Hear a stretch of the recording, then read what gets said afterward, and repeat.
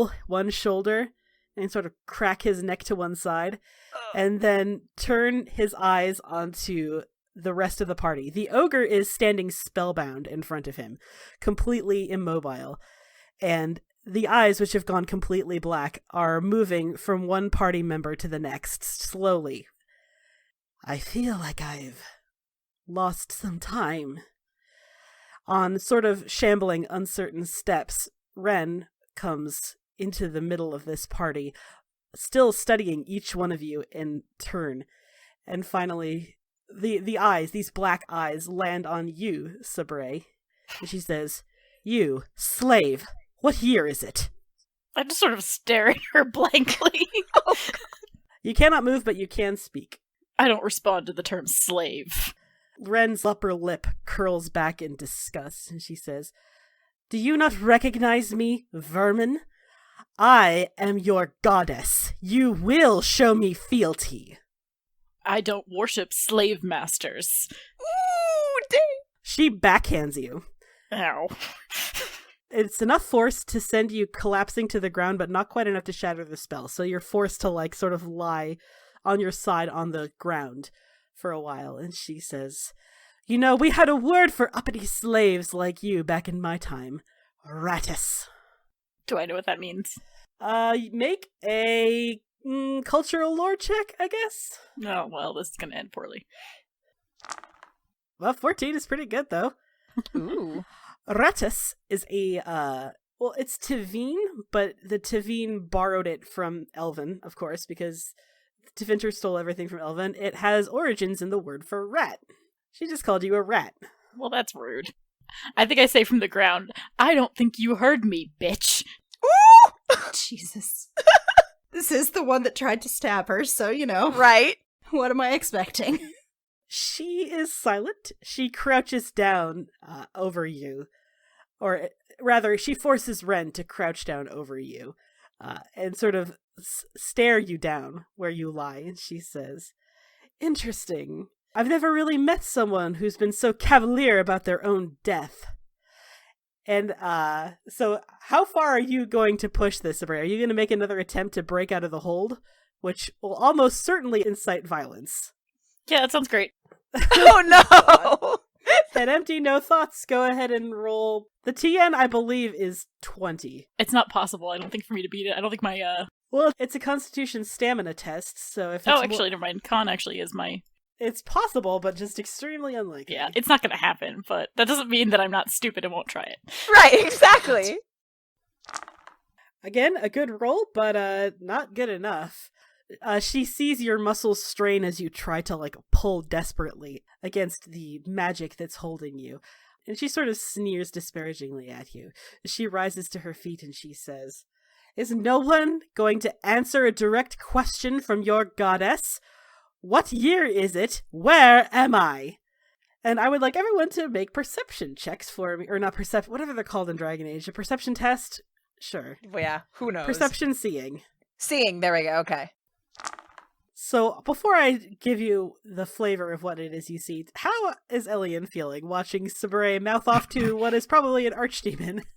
Jesus.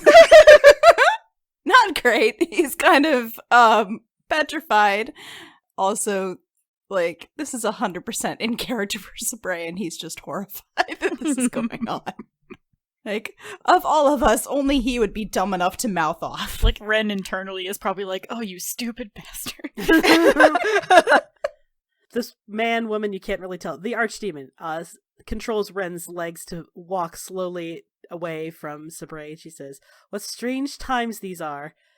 Aratus, with a face covered in slave markings, has the nerve to mouth off to his goddess. I must have been asleep for quite some time to have missed so much." And Elian, with your 14 perception roll, you see Maevaris. She was away from the battle. Oh, shit. She comes hurrying up away from Respite, and she is behind Ren. Ren does not immediately see her. And you can see that, like, she is assessing the situation, and she's making, like, a couple very quick decisions. She's like, "Okay, this is bad. I have to figure out what's the best thing to do." And what she ends up doing is she ends up casting a spell. She casts Dispel Magic on Lannon. Yeah, good call. She is going for a magic spirit roll. Her spirit is very good. Yeah, exactly. She's a spirit healer, so. +7. Come on, Maevaris. I've never been rooting for you more. Yay, Mbappe! That is good enough. She casts Dispel Magic on Lannon. Lannon had been sort of beside you, Sabre, but then Ren had knocked you to the ground.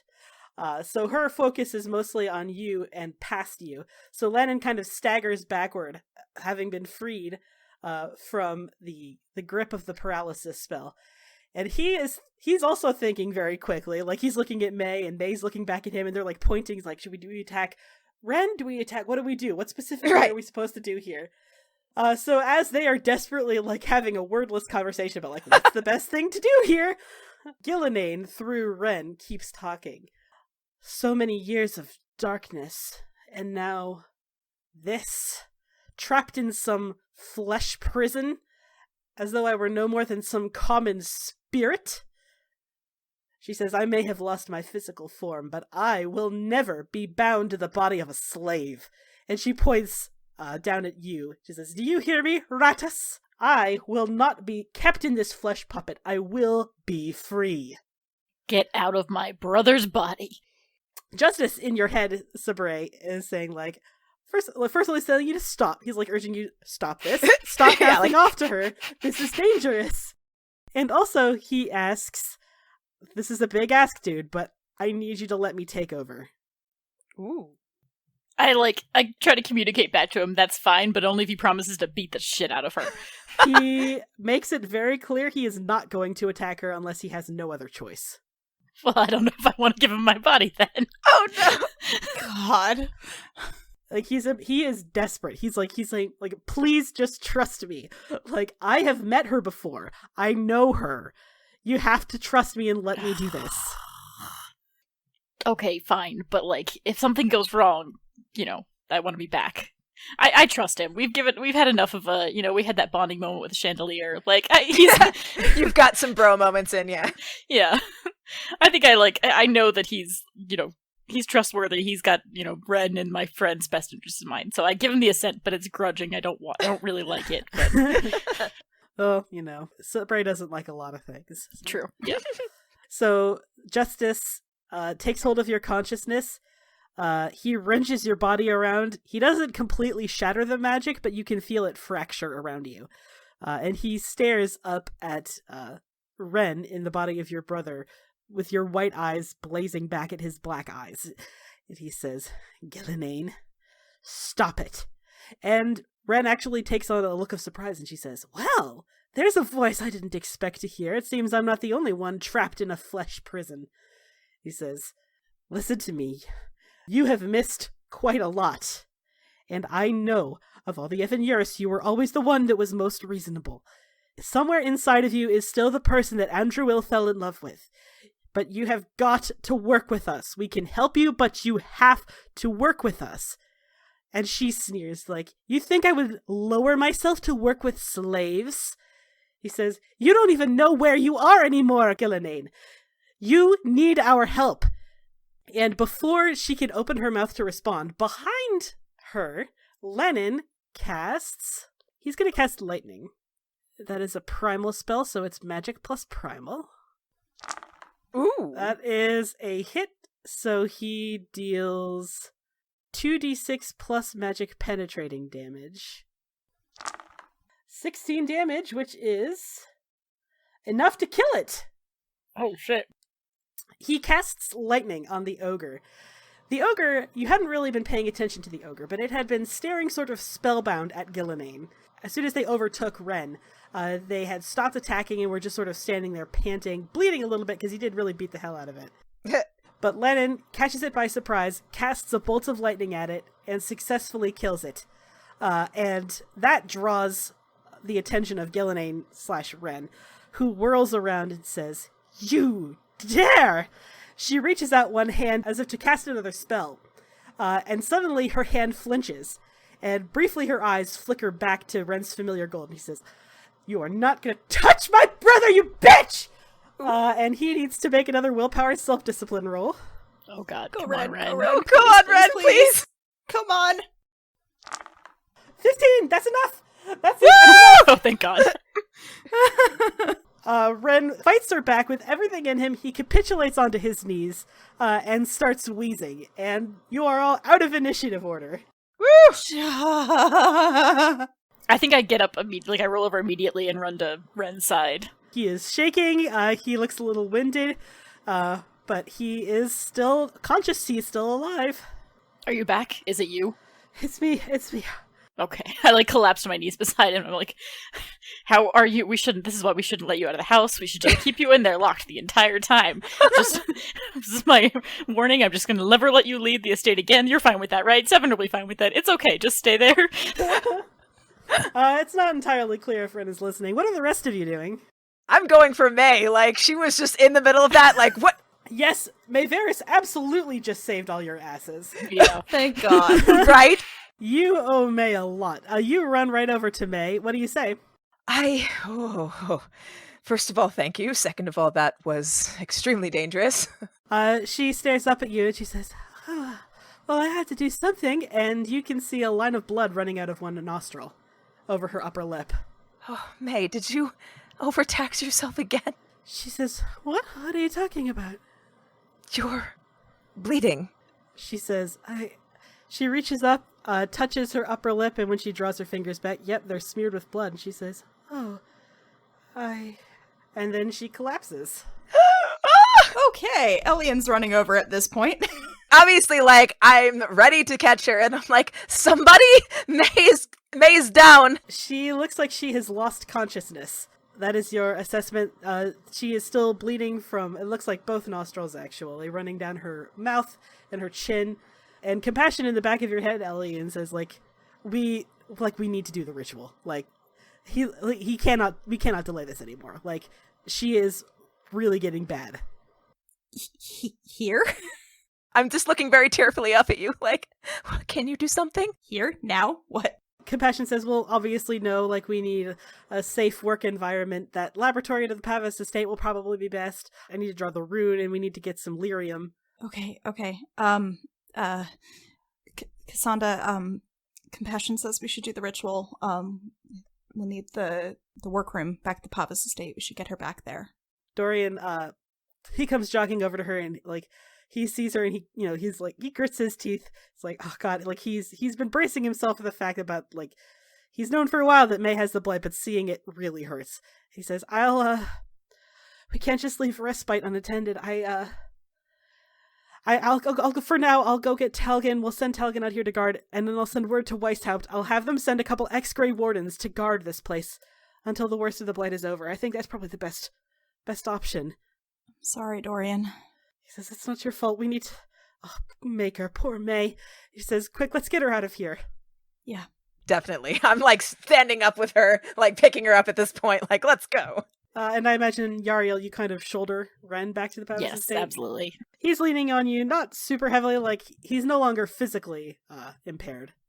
That was emotionally and mentally exhausting. It's very exhausting. Yeah. Yeah, that's valid. I feel like Elian would offer to help. Yariel, you heard the conversation. Do you want to be with Ren, or do you want to be with May? Ren is going to insist that he is fine. She took over, they took over, he took over. The gender was not entirely clear for what little he knows. I'm fine. Yes, she took over, but I took over again. I took control back. So. I think as long as I can deposit him with Zevran, it'll be fine. He's not going anywhere alone, but as long as he's safe with somebody else, I like May as well, and I don't want her to be. I don't want to have them go through this alone. Okay, and yeah, Zevran is more than willing to look after him for a while. Yeah, they are married and all. Yeah, they are. They are literally husbands. So there was a whole vow about sickness and health, that kind of thing. I say that as I shove Ren at him. This is what you promised. This is the Elfie sword of the creators. Boo! So Yariel, you drop Ren off with Zevran.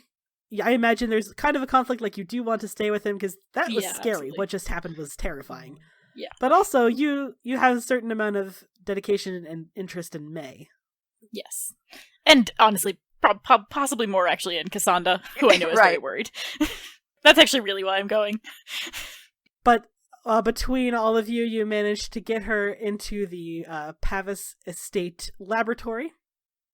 And like as soon as you let her sit her down in a chair, she has sort of come to. She's still got like the decreased level of consciousness. She's answering, but only with sort of vaguely. She seems tired and dizzy. But as you deposit her in a chair, compassion in the back of your head, Elian's like we gotta do this. Like, I have to take over. I'm sorry, but like, we need to do this correctly and quickly. I don't have time to explain it. Okay. He hates this with passion, but hates seeing May like this more. Okay. Compassion abruptly takes over Elian, takes control of your body, and everyone is sort of, gathered around May, just checking up on her, and he says, hello everyone, my name is Compassion. It's nice to meet you all properly, I guess. I'm definitely like the most, like just staring at him like, thank you for agreeing to do this, and sorry, Elian. He says, Elian's not super happy, but we don't really have a whole lot of options. We gotta do this ASAP. He says, can I borrow your staff? Oh, yes, of course. I definitely hand it over. Thanks. It's not really what I'm used to, but in a pinch, we'll work with whatever. He says, okay, to the assembled masses. So this spell itself is actually quite simple. It's a big ask, but that's why the rune work is very important. He kneels down with your body, Elian, on the floor, and he starts drawing a rune on the floor with the end of this staff. Like, he drags the end of it around the cement floor, and it leaves this glowing trail of blue behind it. And he says, this is a big, powerful rune that'll reach really deep into the... You called it the Fade, right? The Fade? Right. Yes. The Fade. It'll reach deep into the Fade, and it will try its best to summon a spirit of mercy that is going to attach itself to Maevaris' damaged soul. Okay. What else do you need from us? He says, well, ideally, nothing should go wrong. I know things went a little sideways the last time you guys tried a ceremony like this, reaching into the Fade. But I'm better at magic than you. No offense. I'm not trying to be mean. Sorry. But I am. I am better at magic than most of you. It's like, so I should be able to do this, without a whole lot of collateral damage.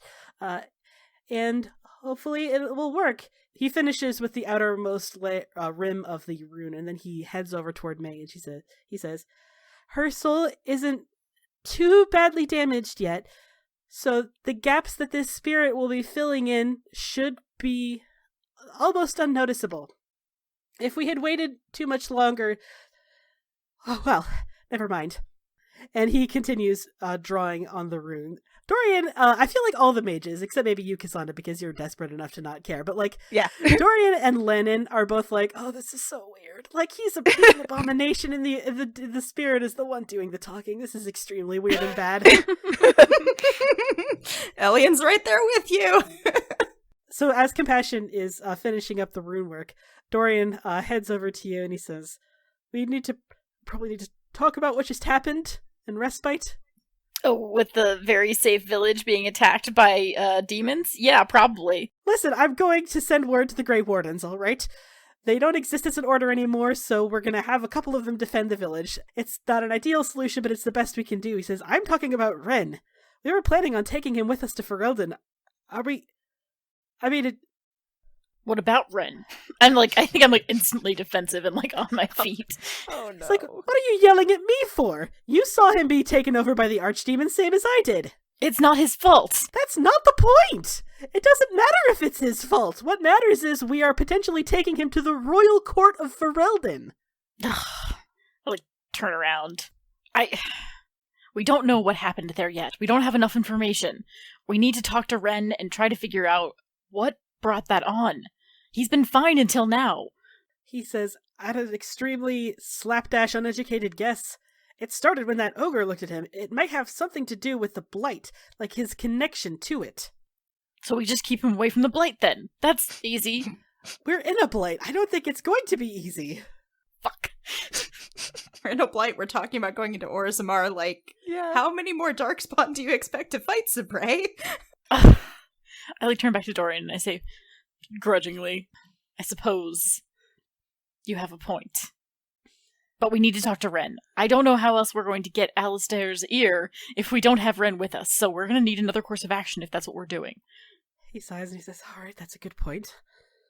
But, I don't know, to know it in theory is one thing, but seeing it happen, that's an Archdemon. I know. She could start, a second Blight? Is that even possible? Could we have a double Blight? Concurrent Blight.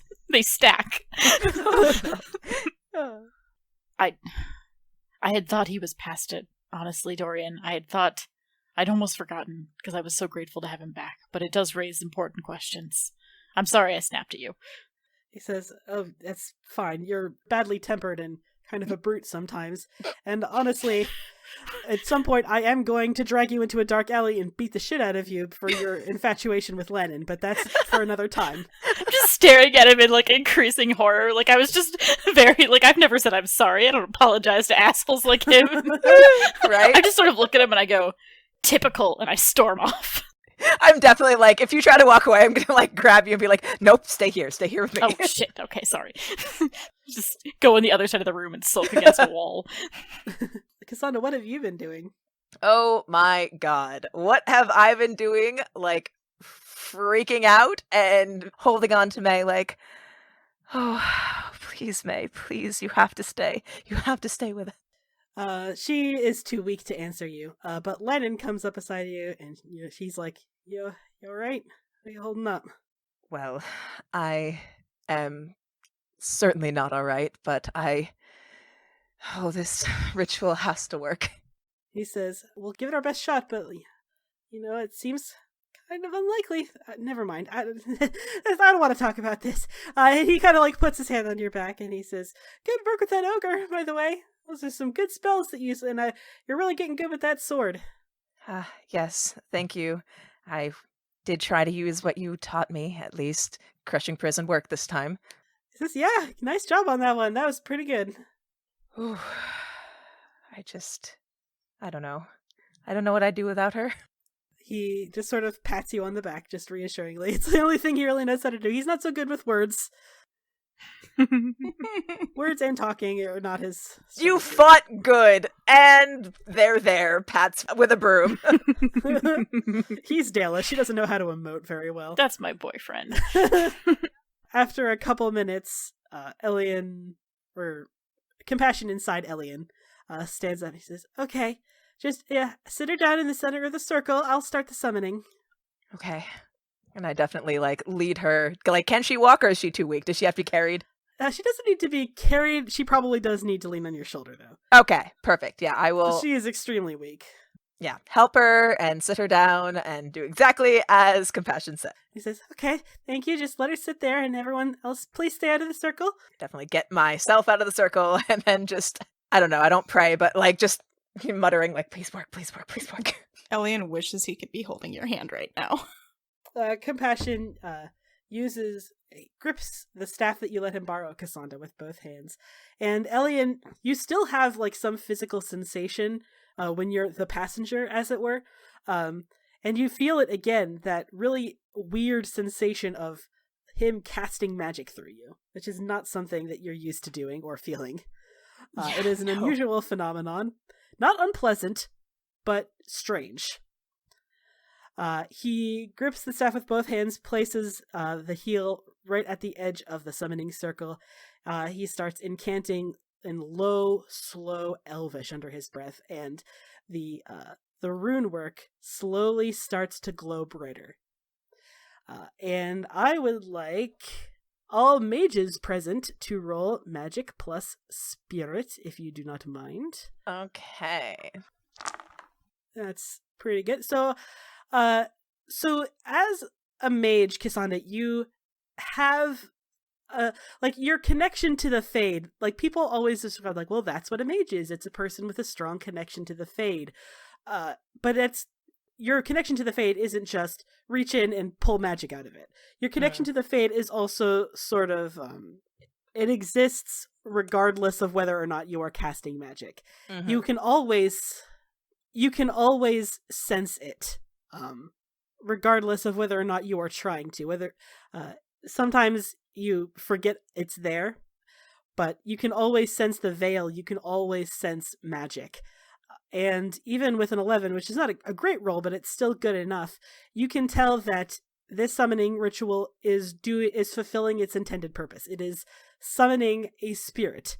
And based on the way it's pulling at the veil, it has reached something, but it seems to be very far into the Fade. And it does feel like it's getting closer. So like the ritual in itself, as it is doing what it was intended to do, which is good. That's a good omen. Right. May, for her part, just sort of sits slumped in the center of the circle. She's sitting on her knees. Her head is forward. Her hair is curtaining her face.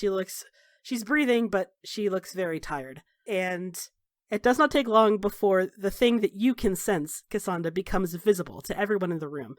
The veil ripples slightly, and this spirit made out of what looks like pure golden light sort of descends down over her. And it reaches out one hand. You think it's a hand. It's sort of difficult. It's indistinct. It's difficult to see. Mm-hmm. It reaches one hand down to like cup her face and stare into her eyes, like lift her chin and look into her eyes. And this spirit holds that position for quite a while, and then gently withdraws its hand, looks back at Compassion inside Elian, shakes its head, and vanishes. Oh, fuck that. No. Compassion looks a little bit baffled, but the ritual abruptly ends. It refused? What? He says, yeah, I think that's what happened. And the first person to actually say anything substantial is Maevaris. And she says, well, I think we all saw this coming, didn't we? I had hoped that this would not be an outcome, but yes, it was something I saw as a possibility. She looks over at you, Cassandra, very meaningfully, and she says, Melila, will you please let it rest now? Will you promise to just let it be? I stare at her for like a really long time, or it feels like forever, and then just sort of inhale and... All right, I did promise you that I will let it go then. We tried. She says, we did. And it was foolish to think that this would work, wasn't it? And she says, please, Dorian, could you help me up to bed? I'm so tired. Dorian, he looks devastated just like you do, Cassandra. And he heads down and he, gently helps her up. And as they are preparing to leave the room, Compassion still has not given you back the reins, Elian. He heads over to you, Cassandra. He's like, that was, listen, the spell worked as intended. He says, that spirit, he doesn't really know. He looks like he's having trouble phrasing it. The spirit didn't refuse because of any fault of the spell. The spirit refused because she doesn't have any more will left to live. Oh. The spirit saw no point in sacrificing itself to help someone who didn't even want to be alive anymore. He says, the spell failed because of Maevaris, not because of my magic. He kind of sighs and he says, the only thing left to fix is her heart. Her soul I can handle, but her heart, that's out of my hands. I put, like, a very gentle hand on Elian/Compassion, like, it was never about your magic, of course. I wasn't doubting your ability. Thank you for trying. He says, I'm just saying, if we did it again, where she still had some drive to live, it would work. Do you understand what I'm trying to tell you? I'm not sure if I'm really making myself clear. I'm still kind of new to the concept of death. Cass just, like, smiles weakly, like, I think I understand, but... He's saying, don't give up, you idiot. I, punch you in the shoulder. I just look at you like, what else can I do? She's already given up. Is she family? You know she's more than that to me. Well, you don't give up.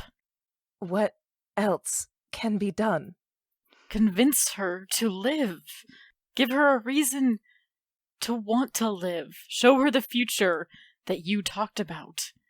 I tried, Yariel. I tried to talk about it. She said there's no point. Try harder. I shake you.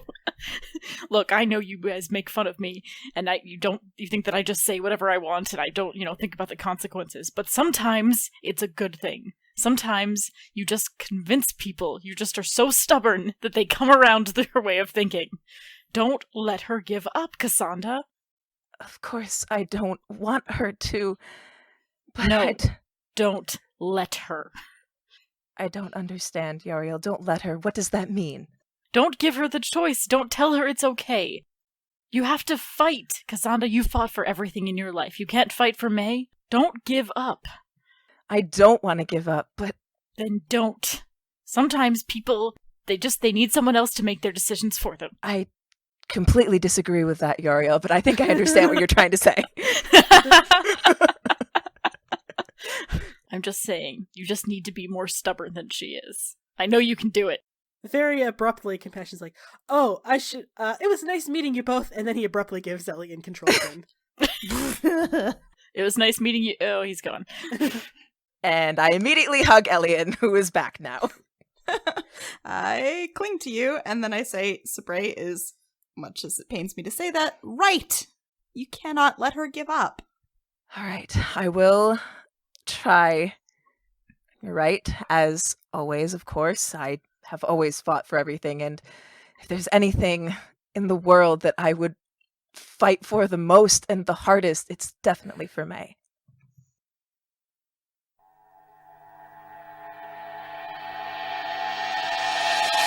The rest of the Lucerni is called into an extremely unofficial meeting. Talgan and Fenris are not present because Dorian recruited them to keep watch over Respite. Okay. Valid. He's, as soon as you all sit down, he says, so I sent word to Weishaupt Fortress. We're going to see if they can send perhaps a small contingent of Grey Wardens to look over Respite, because we can't just leave them to their own defenses. They have no political leaders to turn to. They have no walls. They have no training in combat. I feel honor-bound to protect them, so we're going to do everything we can to make sure that they're safe. Of course we will. Good call. He says, and Maevaris, she's tired. She's sleeping. I just sort of shuffle and throw a pointed look at Cassandra. Of course she's tired, after all she's been through. He says, I think we should probably talk about what happened to Ren. He says, and Ren looks a little bit awkward. He says, are we really sure it's a good idea, Dorian says, to take him with us to the royal court of Ferelden after having seen what we've seen? Okay, don't talk about him like he's not here, Dorian. He says, all due respect, Sabre, I don't think this is a decision that should be left in his hands. I'm not saying that. I'm just saying don't talk about him like he's not here. Ren, and I turn to him, what happened? He folds his arms over his chest and he says, you saw what happened, Lethalon. There were people here who weren't there. He says, and he sighs. I don't know, something, when that ogre got close, I felt, he starts over. He's trying to explain. The way a person becomes a Grey Warden is by intentionally inflicting themselves with the Blight. They drink the blood of the Darkspawn with several other ingredients, lyrium, certain herbs. It's a distillation that intentionally infects them with the Blight, shortens their lifespan, and allows them to sense other Darkspawn. It's why Grey Wardens are so effective in battle against them. And he says, and I felt that same tug. The same part of me that was sickened with the Blight, I felt something tug on it when that ogre got close to me. Something about my connection to the Blight brought... They called themselves Gillandane? I think I'd look awkwardly at the ground and I say, about that, I meant to talk to you before... Oh god, this is not the forum for it. I look at Landon for support. Landon, he looks back at you like he's willing to break the news if you don't want to. No, I shake my head. Oh, Ren, Justice told me that the archdemons, they're our gods. Come again? He said he recognized the archdemon in the dream, the sloth dream that you had. He said he knew it was Evanuris Gillenane. Of course, Ren's hand immediately flies up to his Valisline. His Valisline honors Gillenane. Oh, God. Which is an irony that is not lost on him. And he says, he said they were... and he looks at Lennon, you said that these were slave markings. Are you telling me that I branded myself with slave markings to honor Gillenane, the archdemon that's currently possessing me? Yeah, that about sums it up. Ren stands up and leaves the room. Oh, God. I'm sure everybody else here doesn't know what the fuck is going on. I look around at everybody else, and I'm like, excuse me, and I go to follow Ren. As soon as he leaves the room, Dorian returns his attention to the rest of you, and he says, all right, now that they're out of the room, honest opinions. Are we really doing this? Are we really going to bring Ren to Ferelden? Sounds like a terrible idea. Right. However, he is the connection we have to the king, is he not? He is, but... Dorian says, I mean, Lannon met him as well. And Lannon's like, yeah, once. For 10 minutes. He's not going to recognize me in a lineup of 10 other elves. He says, but you're still the Inquisitor. It's like, I'm not the Inquisitor anymore. How many times do I have to keep... I'm not the Inquisitor. I disbanded the Inquisition. I have... Dorian's like, yeah, I know, Lannon, but still, you have political power. Are we really going to risk sending... Are we? He looks desperately at the rest of the table. Are we really doing this? It's definitely not a good idea, but who else can we take? I'm looking around like an alien, everybody. I don't know. It's a bad idea. Bad ideas all around. I don't think we should, but I don't know if we can just leave him here either.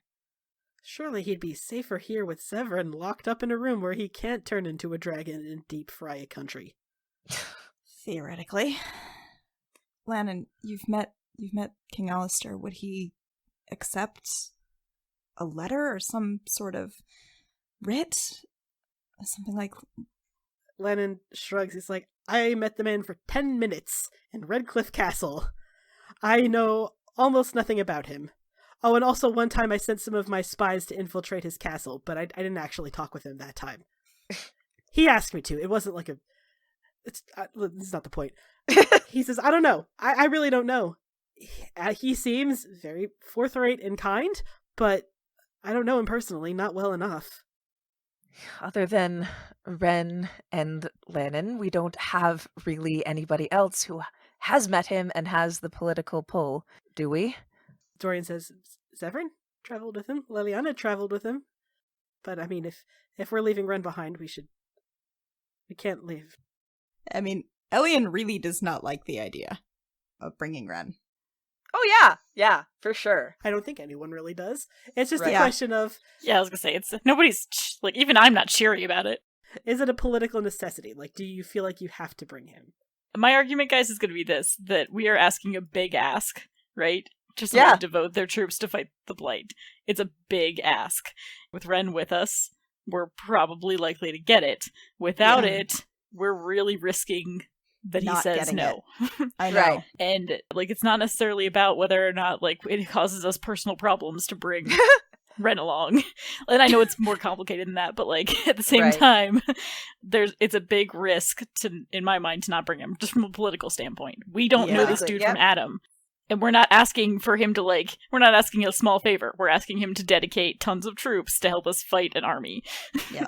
Coming from Ren, he almost has to give it to him, right? There's, political history there. I don't know that story that well, but as far as I can tell, it's clearly, he Right. feels indebted to Ren. That's why he did all this stuff after his death. But also, Alistair was a Grey Warden, so, he knows more about the Blight than we do. He's done this shit before. Like, I feel like we would say Blight, and he'd be like, shit, not again! That's also true. It's a gamble if you don't, it's a gamble if you do. Yeah, I mean, I feel like the game plan should be to bring him to Ferelden, and then have strict instructions that he will not follow, that if we see Darkspan, he is supposed to leave. Get the fuck out of there. Get Zephyrin to escort him out. Yeah, I kind of think we have to. We don't have to. We could take the risk and just, like, count on Alistair's goodwill. And to be fair, you guys know that game better than I do, so maybe it's, like, that's a really solid chance. I just, like, from an outside perspective, it feels like a risk that we don't want to, like, we can't afford to take it. We've already lost. Yeah. The Templars, yeah. We don't have the Wardens. We don't have... Yeah. Like, we don't have a lot going for us right now. So I'd really like to, like, guarantee something. I hate this. Hey friends, Tessa here. If you're desperate to hear the next episode, chances are good that you can by joining our Discord server. We post links to all episodes in pre-release, and you can even chat with us and listen live as we record. Join us by going to bit.ly/CFCDiscord. For more information on the show, character biographies, and links to social media, head to our website, critfail.club or critfailclub.com. You can follow us on Facebook, Twitter, and Tumblr. Crit Fail Club does not advertise at all, so if you like what you hear, tell a friend who might also like it, make a post on social media about it, or leave a review on Apple Podcasts. Full episodes are available on our YouTube channel, bit.ly/CFC channel, or wherever you get your podcasts.